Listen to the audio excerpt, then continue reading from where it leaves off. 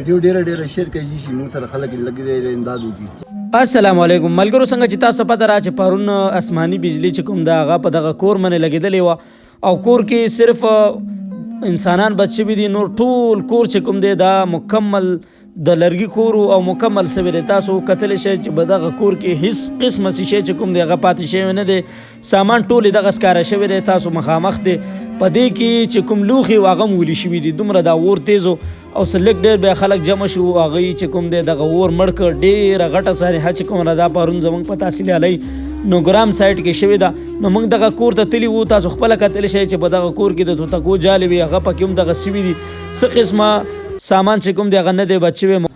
بس الله طرف یو دغه راغلی و ازمایش کوم او الله به پوره کوي پوه شي کنه، او چا په ځل کې الله واچول پوه شي کنه چې الله پاک دغه حاجر ورکړي. خبرې ویډیو به تاسو کتلی وي چې د بیا خو انسان چې د زندګۍ چې کومه جمع کومه پونجي وي، انسان په کلونو کې جمع کوي، کور ته راوړي، ځان له بشتري اخلي، د ضرورت چې کوم سامان یې هغه سړی کور ته راوړي او په نیمه ګنټه کې چې هغه ټول وسوځي نو انسان د زندګۍ نه هم زړه بیا تور شي.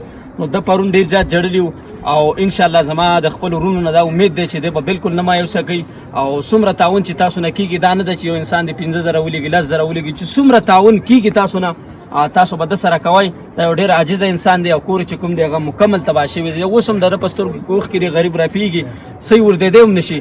خو انشاءالله تعالی موږ دله حوصله ورکوو، بیا به هم د ده خوا ته راځو څو پورې د ده دا کور پټ شوی نه وي، د سره به منډه ترړه و چې څومره موږ نه کېږي.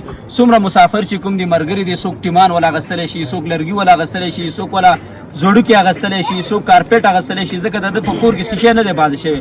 نو چې څومره ملګري یې د سره تعاون وکړئ، د سره وردېږئ، د ده نمبر چې کوم دی دا په تاسو ته په سکرین باندې ښکاري، د سره رابطه وکړئ. ملګرو دغه معذوره زوی دی، د ده یو زوی چې کوم دی هغه په کویټه کې هوټل کې کار کوي، 13,000 روپۍ تنخواه ده. یو زوی دغه دی او د دا زمزیرونه لګېدلي دي او دا زمزیرونه پرون دوی شلولي دي او دی چې کوم دی کټ سره بار کړی دی. دغه مخامخ چې اوس کېناست دا یې پلار دی او د دو کور مکمل سوی دی، دا بل پردي کور کې دي. نو دا ویډیو چې کوم ده زه به د بل پیج نه اپلوډ کوم، د مکمل انټرویو ما کړې ده. نو ګټې وټې د دوی څوک نشته، صحیح ده.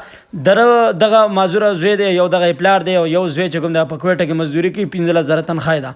نو تاسو ټولو ملګرو ته درخواست دی چې دا ویډیو ورله مخې ته ولېږئ او بله دا ده چې کومک ورسره لازمي وکړه. ډېره مننه. او ویډیو مخې ته شیر کول یا مخې ته لیږل دا ستاسو ذمواري ده، مخیر حضراتو ته. صحیح ده چې څومره تاسو نه کېږي په ګروپونو کې ایسته ورته، خو دا ویډیو مخې ته کول لازمي دي. ډېره مننه.